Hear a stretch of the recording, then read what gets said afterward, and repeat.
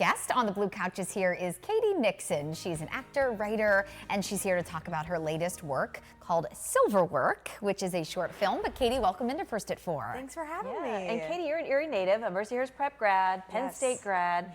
You were living in New York when the pandemic hit. Yes. But then you came back. Yes, ma'am. Tell Kara why. We were talking off camera a little bit. Well, I was in New York. They had just ordered all the lockdowns, and my grocery store ran out of food. And that was the moment where I called my dad and I said, "Come get me. I don't want to eat beans for a few months." Yeah. It's time to come We home. have food here in Erie. Come on home, Katie. Yeah. Amen. Plenty of food. So have you been traveling back and forth, or have you been here in Erie? I've done a good bit of traveling, actually. I was in New York doing my one-woman show at the end of last year.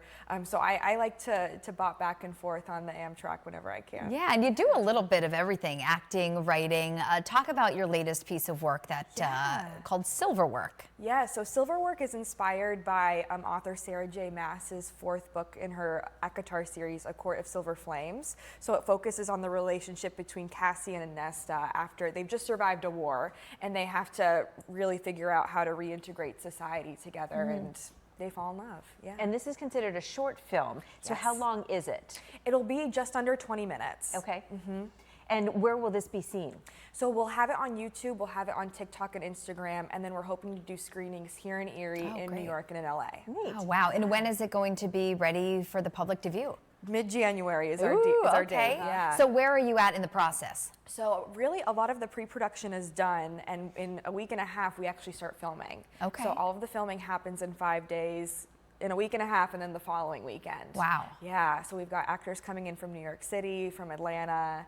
It's gonna be cool. And some of the filming's being done right here in Erie. Yes, we're using the Watson Curtsey Mansion.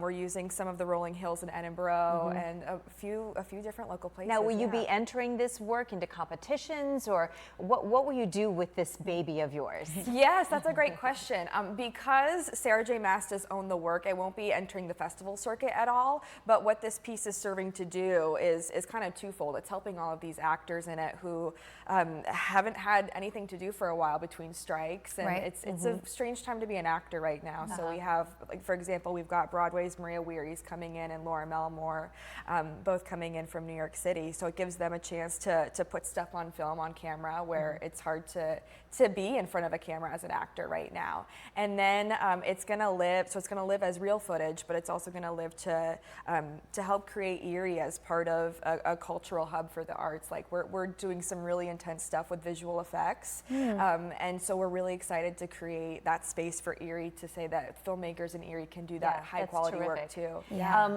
Quite often too, when Erie seems to be featured in something, it's not always the prettiest view. And I do appreciate when people are utilizing, like, the Watson Curtsey Mansion and some of our beautiful landscape areas, and showing that it is a great place to live. Yes, it's a fantasy. It's a book about fantasy, so it'll be beautiful rolling hills, and you know, they'll be jumping through the forest, and so it'll show off Erie's beauty a lot. That's really exciting. How can folks follow you and some of the really interesting stuff that you're doing? Yeah, so people can follow me on Instagram or TikTok at Katie Nixon Acts. My website is katienixon.net, and for the Sliverwork stuff specifically, it's katienixon.net/Sliverwork. Okay. Yeah. And when you were growing up here and going through school, was it always your dream to be a filmmaker, or was it your dream to become an actress, or where did you start in your creative journey? That's a really good question. I always loved singing. That was kind of my, like, the earliest videos my mom has of me singing like the Lion King in the mirror as a child. But it wasn't until I transferred high schools to Mercyhurst Prep, and the theater kids just really brought me in and showed me a lot of love.